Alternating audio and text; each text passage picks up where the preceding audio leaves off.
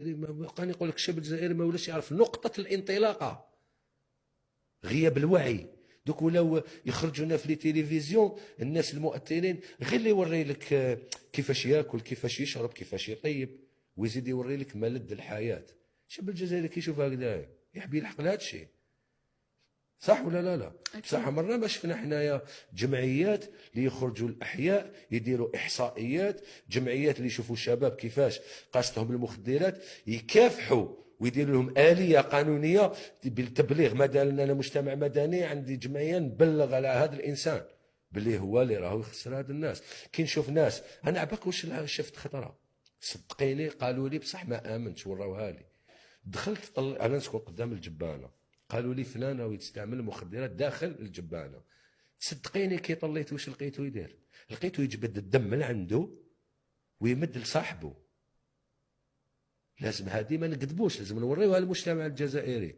المخدرات ولاو الناس راهي تجبد الدم تمد الدم، راهم يقتلوا في شبابنا، قتلوا ولادكم. كاين ناس بزاف كي راكي تقولي لي ظاهره الحراقه، لي مينور اللي راحوا حراقه، علاه ما هضروش الداخل باللي لي مينور اللي ماتوا باوفر دوز رقم مهول، الناس هي ضايعه.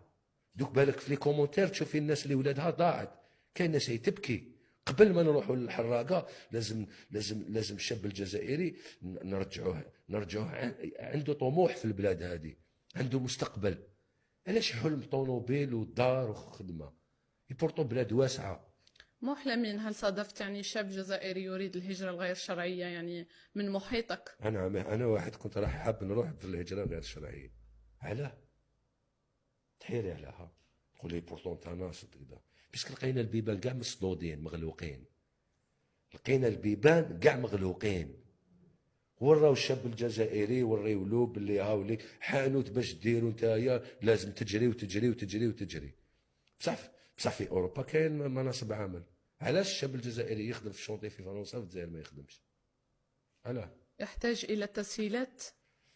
الشاب الجزائري كي يخدم في اوروبا يدخل قريب 90 اورو 70 اورو، وهنايا ما يدخلش ميم با 3 اورو. انا السؤال اللي قاعد مطروح، ما عندناش بترول، ما عندناش غاز، ما عندناش مسؤولين. لا غلطونا، رجعنا توجور نحاسبوا الدولة الجزائرية.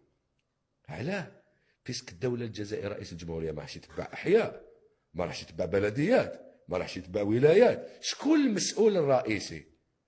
هو رئيس البلديه. رئيس البلديه ولا يقتصر على يقعد في المكتب نخدموا طريقه فلانيه، شوفوا المدرسه الفلانيه، هذا قال لي سكنه، هذا رايحين يحوزوه، هذا راح كذا، هذا رئيس البلديه لازم يقطع باطو، عنده ثروه شبابيه لازم يعرف كيفاش يخدمها، يعرف كيفاش يدخل دراهم، يعرف كيفاش يافونسي، يستقطب خبراء، يستقطب جمعيات، يستقطب ائمه، يسي كيفاش يزقم البلديه تاعو. بيسك لو كان ما يزقمهاش وتروح هذوك الشباب يروحوا للادمان، يولوا فيها السرقه، يولي فيها الاجرام، ومن بعد يعيطوا له الوالي يقولوا واش كاين كذا، يقولوا لا الامن اللي ماهوش يخدم. لا الامن اداه، الامن لازم نخليوه هو الاخراني.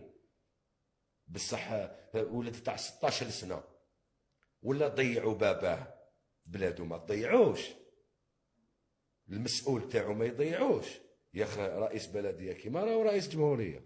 ما نحصلوش توجور في الدولة الجزائرية، نحصلوا في الناس اللي راهي تعمر في كروشها، الناس اللي راهي لاتيه بولادها وما راهيش تخمم على ولاد الناس اللي كلفوها الدولة الجزائرية باش تكون على ولاد الناس. الجمعيات ولينا نشوفوهم غير في الأعياد والمناسبات، الجمعيات كافل اليتيم، جمعية النساء المطلقات، جمعية كذا جمعية كذا، تصور جمعية شباب ولا نشر الوعي.